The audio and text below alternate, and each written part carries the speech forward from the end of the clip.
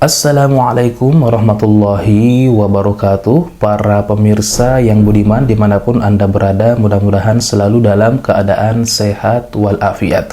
Kali ini saya mengajak Anda semua untuk sama-sama kita belajar, saling sharing ilmu melalui ngaji tafsir tematik, yang mudah-mudahan dengan hal tersebut kita bisa lebih memahami Al-Quran dengan baik. Nah, sebagai pendahuluan, saya telah menuliskan beberapa poin penting yang bagi saya ini perlu untuk saya sampaikan ya. Memang secara umum ya, manusia pasti menginginkan keselamatan di dunia maupun di akhirat. Nah, Allah Subhanahu wa Ta'ala telah memberikan kita panduan keselamatan di dunia dan di akhirat. Tinggal kita, apakah kita mau mengikuti buku panduan tersebut atau tidak. Kalau kita mengikuti, insya Allah kita akan selamat di dunia dan di akhirat. Namun jika diabaikan, maka kita akan sengsara. Jadi analogi sederhananya, kalau misalkan kita membeli kendaraan baru, pasti kita ingin kendaraan itu terawat dengan baik dan tidak cepat rusak. Maka ada buku panduan yang diberikan kepada kita. Maka jika kita mengikuti buku panduan kendaraan tersebut, maka kemungkinan besar kendaraan itu akan terawat dengan baik. Namun sebaliknya, jika diabaikan, maka kemungkinan besar kendaraan tersebut akan cepat rusak. Jadi seperti itulah kita, kalau kita ingin selamat dan tidak rusak di dunia maupun di akhirat, maka kita harus mengikuti buku panduan yang Allah Subhanahu wa Ta'ala telah berikan, yaitu Al-Quran dan juga As-Sunnah. Nah, Al-Quran sebagai pedoman kita ya, pedoman dalam hidup kita, tentu harus kita pahami. Namun untuk memahami hal tersebut butuh ilmu, atau disebut dengan ilmu tafsir. Dan alhamdulillah para ulama telah banyak ya yang mengarang dan menulis buku tafsir ini atau kitab-kitab tafsir yang memudahkan ya bagi yang datang setelah mereka untuk memahami Al-Quran dengan baik. Meskipun memang untuk memahami ilmu tafsir juga butuh ilmu alat, yaitu ilmu bahasa Arab. Meskipun sudah banyak terjemahannya, namun tetap lebih afdol ya jika bisa merujuk kepada sumber yang asli. Nah, para pemirsa yang dirahmati Allah Subhanahu wa Ta'ala, beberapa tafsir yang sangat fenomenal ya, misalkan tafsir Ibnu Katsir, tafsir As-Sa'di, Al-Baghawi, Al-Qurtubi, At-Tabari, dan lain sebagainya. Dari sekian banyak tafsir tersebut, yang saya akan jadikan rujukan pada ngaji tafsir tematik kali ini, yaitu tafsir Ibnu Katsir ya, meskipun yang saya gunakan adalah ringkasannya. Jadi beberapa ulama telah meringkas tafsir Al-Quranul Azim yang sekitar ada 8 jilid yang cukup tebal sekali, diringkas ya, beberapa ulama meringkas menjadi 1400 halaman ya, sekitar 1400 halaman ya, yang dikoordinir oleh Syekh Sofiyur Rahman Al-Mubarakfuri. Kemudian ringkasan tafsir ini diberi nama Al-Misbahul Munir fi Tahdhibi Tafsir Ibnu Katsir. Nah, buku inilah yang insya Allah saya akan jadikan rujukan pada ngaji tafsir tematik kali ini. Nah, para pemirsa yang dirahmati Allah Subhanahu wa Ta'ala, kalau kita melihat sedikit tentang Ibnu Katsir, jadi beliau berasal dari Damaskus di Suriah, yang mana negara Suriah ini alhamdulillah sekarang keadaannya jauh lebih baik, yang sudah berpuluh-puluh tahun sebelumnya dikuasai oleh penguasa yang zalim ya, keluarga Assad. Dan alhamdulillah kita doakan mudah-mudahan keadaan Suriah dan secara umum seluruh wilayah negeri Syam, Allah selalu menjaga wilayah tersebut, karena memang wilayah tersebut itu memiliki keutamaan, keistimewaan yang tidak dimiliki oleh wilayah-wilayah yang lain. Kemudian juga kalau kita melihat bahwa Ibnu Katsir itu dilahirkan pada tahun 701 Hijriah atau 1302 Masehi, yang mana juga beliau banyak berguru atau belajar dari beberapa masyayikh ya, diantaranya ada Ibnu Farka, ada Al-Amidi, ada Asy-Syairazi, kemudian juga Ibnu Taimiyah, yang banyak orang berbicara tentang Ibnu Taimiyah saat ini. Kemudian juga beliau belajar kepada Imam Az-Zahabi, bahkan beliau menikah dengan salah satu putri gurunya, yaitu Imam Al-Mizzi. Jadi beliau banyak belajar dari Imam Al-Mizzi, yang kemudian beliau menikahi putri daripada gurunya, yaitu Imam Al-Mizzi. Nah, kalau kita melihat para pemirsa sekalian, ternyata memang Ibnu Katsir banyak mengarang kitab-kitab ya. Selain di bidang ilmu tafsir yang terkenal tafsir Al-Qur'anul Azim, juga beliau telah mengarang atau menulis buku tentang sejarah. Mungkin Anda pernah mendengar kitab Al-Bidayah wan Nihayah yang terdiri dari 14 jilid. Jadi dalam kitab ini beliau menulis kisah-kisah Nabi terdahulu, kemudian kisah Nabi Muhammad, kemudian sejarah Islam lah ya dari awal hingga zaman beliau, yang inilah disebut Al-Bidayah. Setelah itu beliau menulis lagi tentang keadaan hari kiamat, tanda-tanda hari kiamat dan lain sebagainya, kemudian diberi nama An-Nihayah. Jadi digabung jadi Al-Bidayah wan Nihayah. Bahkan juga beliau telah menulis ya buku Syarh Sahih Bukhari, meskipun beliau belum menyelesaikannya ya, yang akhirnya beliau wafat ya. Beliau wafat itu di tahun 774 Hijriah atau 1372 Masehi, yang artinya usia beliau kalau dihitung dari kalender Hijriah itu 73 ya, kalau Masehi berarti 71. Dan alhamdulillah meskipun beliau telah wafat, tapi karya-karya beliau sampai saat ini masih kita gunakan ya. Yang salah satu buktinya ya, ngaji tafsir tematik ini merupakan hasil daripada karya beliau, yang mudah-mudahan ini menjadi amal jariah bagi beliau yang tidak terputus. Jadi memang kalau anak Adam itu meninggal, maka seluruh amalnya terputus kecuali 3: sedekah jariah, yang kedua ilmu yang bermanfaat yang saat ini kita gunakan ilmu beliau, kemudian juga yaitu anak yang berbakti kepada orang tuanya, anak yang soleh yang selalu mendoakan orang tuanya. Nah, kemudian para pemirsa yang dirahmati Allah Subhanahu wa taala, ketika kita berbicara tentang tafsir, maka hal yang harus kita pahami di sana ada juga yang disebut takwil. Ya, ada tafsir, ada takwil. Kalau di era salaf ya, indah salaf, fat tafsir fat ta'wil huwa tafsir. Jadi tafsir dan takwil itu maknanya sama ya. Dulu ya maknanya sama. Jadi ketika Rasulullah Shallallahu Alaihi Wasallam berdoa untuk Ibnu Abbas, Allahumma faqihu fiddin wa alimhu at-ta'wil, ya Allah berikanlah pemahaman agama kepada Ibnu Abbas dan juga berikanlah kepada Ibnu Abbas pemahaman tentang takwil. Yang dimaksud di sini adalah pemahaman tentang Al-Quran atau tafsir. Namun saat ini ya, zaman ini kata takwil atau makna takwil itu berubah ya, bukan menjadi sinonim dari kata tafsir, tapi melainkan menafsirkan atau menjelaskan Al-Quran, yang dimana di situ ada ruang ijtihad ya, ruang ijtihad dari seseorang. Jadi kalau sekarang secara sederhananya, kalau tafsir itu makana raji'an ila riwayah, kalau takwil makana raji'an ila diroyah. Jadi kalau tafsir saat ini kita hanya menukil, hanya menjelaskan riwayat-riwayat, entah itu penjelasan dari Al-Quran itu sendiri, atau penjelasan dari As-Sunnah, penjelasan dari perkataan sahabat atau aqwalus sahabat, atau penjelasan dari tabi'in. Dan tidak ada ruang ijtihad di situ. Kita hanya menjelaskan riwayat-riwayat tersebut. Namun kalau takwil, nah ini ada masuk ruang ijtihad dari seseorang yang menjelaskan, apakah dia mentarjih dan lain sebagainya. Nah di sini nanti ada penjelasan lebih dalam lagi, ada yang takwil al-madhmum dan juga ada takwil al-mamduh, ada yang terpuji dan ada yang tercela. Nah intinya saya tidak terlalu luas membahas tentang takwil ini. Jadi secara sederhananya kita harus bedakan dua hal ini. Kalau dulu artinya sama, namun saat ini artinya sangat berbeda sebagaimana yang saya jelaskan tadi.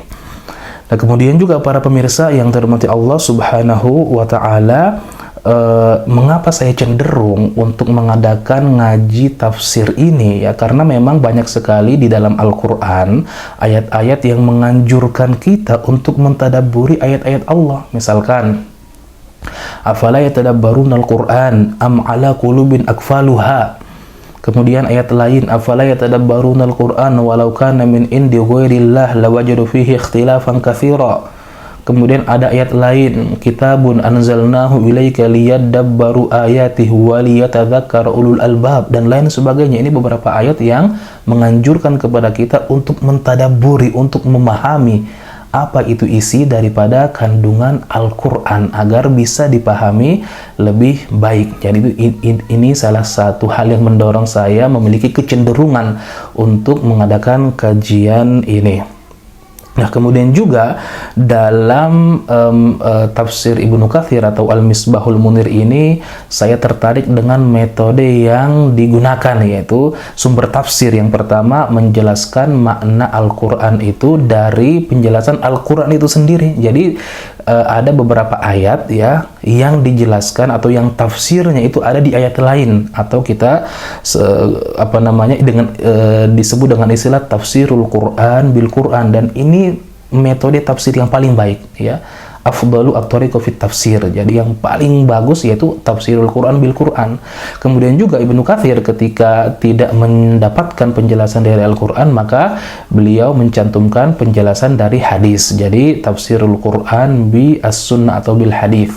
Kemudian jika tidak mendapatkan dari Al-Quran, dari as-sunnah, maka kembali kepada aqwal sahabah. Kemudian juga kalau belum mendapatkan dari aqwalis sahabah, perkataan para sahabat, kembali kepada pemahaman atau perkataan para tabi'in, dan ulama seperti itulah yang mereka lakukan. Jadi Ibnu Katsir ini menggunakan metode tahlili kalau saya perhatikan ya, menjelaskan Al-Quran, mentafsirkan Al-Quran sesuai dengan urutan yang ada di mushaf, juga menggunakan metode tafsir muqarin atau mengkomparasikan ya dari penjelasan Al-Quran itu sendiri, dari penjelasan Nabi, dari penjelasan sahabat, dan dari penjelasan at-tabi'in. Dan inilah yang dilakukan oleh para ulama, terutama misalkan di kalangan sahabat sangat terkenal ya, Khulafaur Rasyidin, kemudian Ibnu Mas'ud, kemudian Ibnu Abbas ya, kemudian di kalangan tabi'in ya sangat terkenal misalkan Imam Mujahid ya,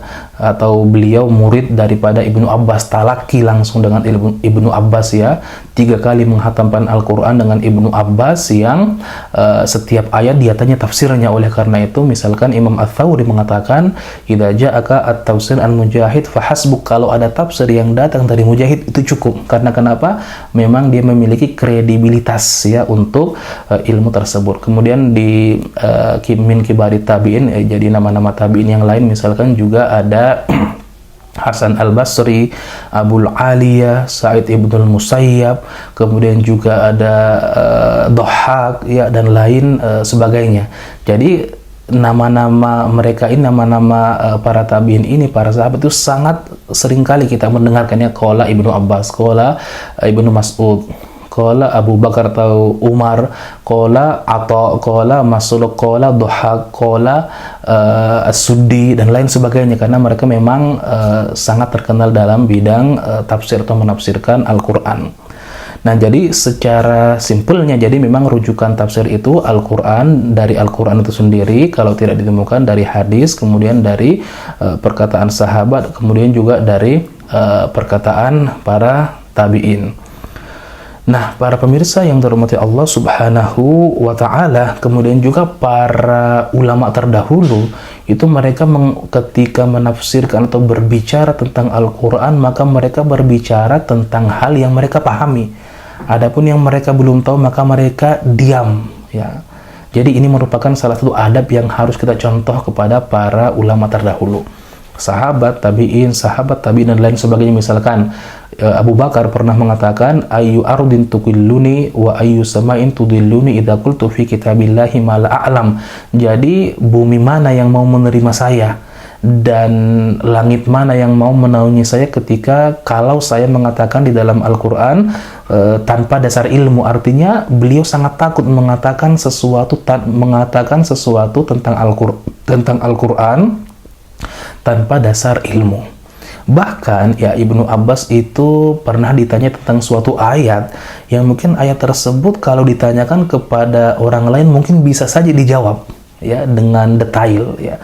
Ketika beliau ditanya tentang, ada seorang laki-laki datang ke Ibnu Abbas bertanya tentang tafsir ayat yaumin kana miqdaruhu alfasana. Ya, Ibnu Abbas, apa tafsir daripada pengertian daripada hari yang kadarnya itu sama seperti 1000 tahun? Maka Ibnu Abbas kembali bertanya kepada laki-laki tersebut, ya, kalau menurut Anda apa arti daripada ayat fi yaumin kana miqdaruhu khamsina alfasana, hari yang sama dengan 50.000 tahun. Maka laki-laki tersebut bertanya, wahai Ibnu Abbas, aku datang kepadamu karena aku tidak tahu, maka aku bertanya, jadi jangan tanya kepada aku karena aku yang ingin bertanya. Maka Ibnu Abbas menjawab dengan jawaban yang sangat simpel sekali, menunjukkan ketawaduan beliau. Artinya kalau tidak tahu ya diam. Nah, apa beliau menjawab? Huma yaumani dzakaruhumallahu fil Qur'an, Allahu a'lamu bihima.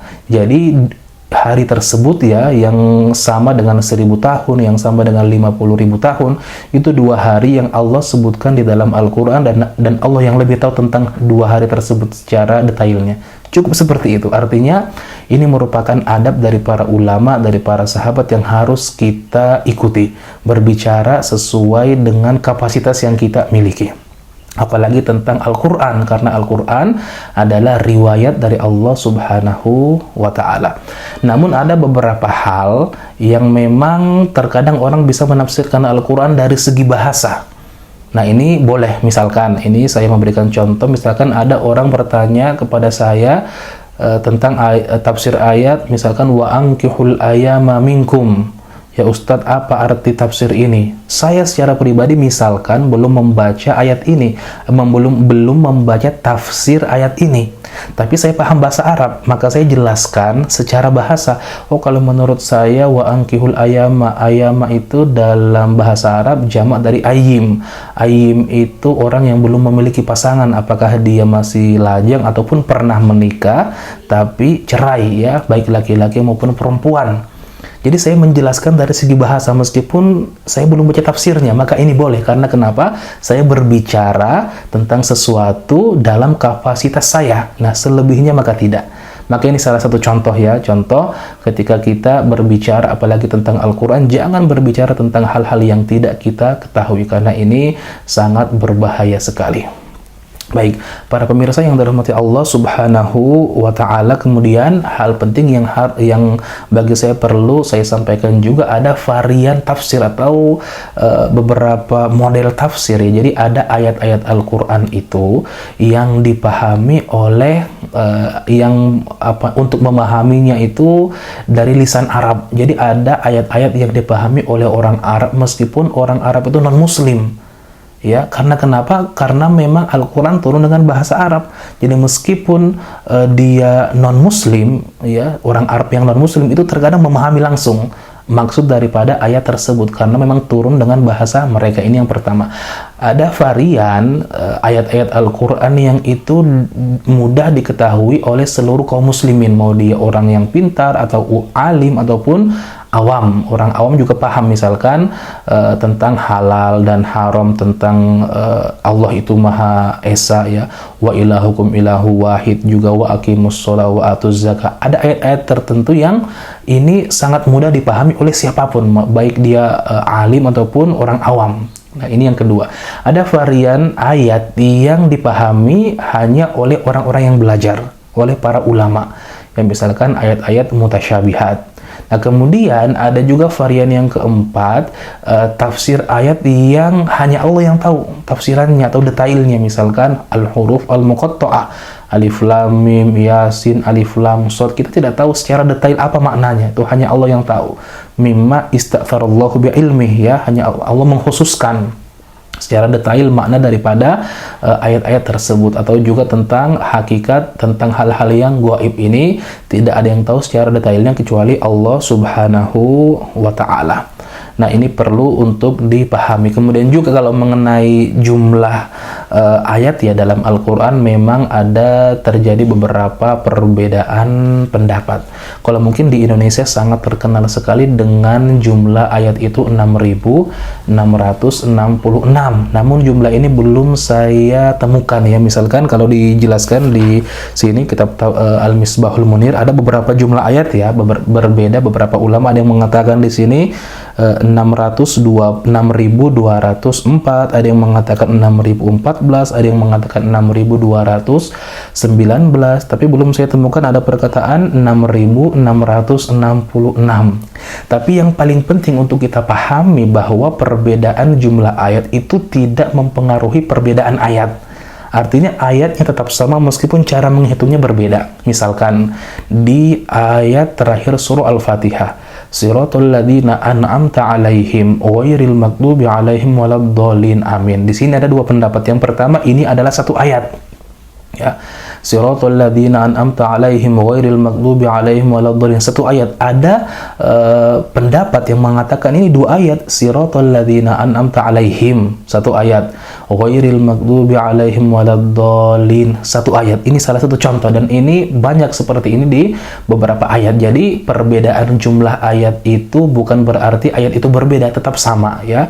Karena kenapa? Masalah jumlah ayat ini bukan amrun tauqifi. Jadi malaikat Jibril ketika menurunkan kepada Rasulullah ayat itu tidak menjelaskan ini satu ayat, ini dua ayat, tapi tidak. Tapi terkadang Rasulullah membaca di depan para sahabat, kemudian beliau berhenti, beberapa sahabat mengatakan, oh ini ayat tertentu, oh ini tidak, oh ini satu ayat, ada yang mengatakan, oh ini dua ayat. Jadi perbedaan tersebut tidak mempengaruhi secara signifikan tentang hakikat ayat tersebut. Kemudian yang terakhir yang bagi saya perlu untuk saya sampaikan, bahwa para ulama juga berbicara tentang apakah di dalam Al-Quran ada bahasa lain, bahasa asing selain bahasa Arab. Maka mereka sepakat kalau dari segi tatanan bahasa atau kaidah bahasa, maka tidak ada. Jadi tidak ada di dalam Al-Quran itu kaidah bahasa selain daripada kaidah bahasa Arab. Yang kedua, jadi mereka sepakat atau ada yang berpendapat bahwa di dalam Al-Quran itu ada beberapa nama ya, dan nama ini bukan berasal dari bahasa Arab. Misalkan disebutkan di sini ya, Ibrahim, Nuh, Lut, dan lain sebagainya. Mereka mengatakan bahwa ini bukan bahasa Arab, tapi bahasa asing yang digunakan di dalam Al-Quran. Nah, namun ada beberapa nama lain yang mengatakan bahwa, misalkan di sini Al-Baqillani dan Imam At-Tabari mengatakan bahwa kalau ada nama dan nama itu bersumber dari bahasa asing, beliau mengatakan ini bukan berarti itu bukan bahasa Arab. Itu bahasa Arab, tapi ada juga di bahasa lain. Jadi satu kata, yang kata itu ada di bahasa Arab dan juga ada di bahasa lain, atau disebut dengan mimbabi tawafukil lughah. Ya, kalau mungkin contoh sederhananya, kalau saya ibaratkan, misalkan contoh kata makan ya, makan. Kata makan itu di dalam bahasa Indonesia ada, dalam bahasa Arab ada. Kalau dalam bahasa Indonesia kita makan biasa ya, makan sesuatu. Nah, kalau dalam bahasa Arab makan itu adalah tempat, al-makan artinya adalah tempat. Tapi kata ini asli dari bahasa Indonesia, sedangkan dalam bahasa Arab juga asli, mereka memiliki kata makan. Jadi ini contoh dari tawafukil lughah. Jadi satu kata yang ada di dua bahasa dan bukan diserap, tapi sama-sama memiliki kata tersebut. Nah, ini beberapa poin yang penting bagi saya untuk saya sampaikan sebagai muqaddimah sebelum kita nanti akan masuk kepada ngaji tafsir tematik. Mudah-mudahan bermanfaat ya. Dan saya juga berharap kepada para pemirsa sekalian, jika ada masukan, saran, dan lain sebagainya, silakan berkomentar di kolom komentar di bawah ini. Terima kasih. Barakallahu fikum. Assalamualaikum warahmatullahi wabarakatuh.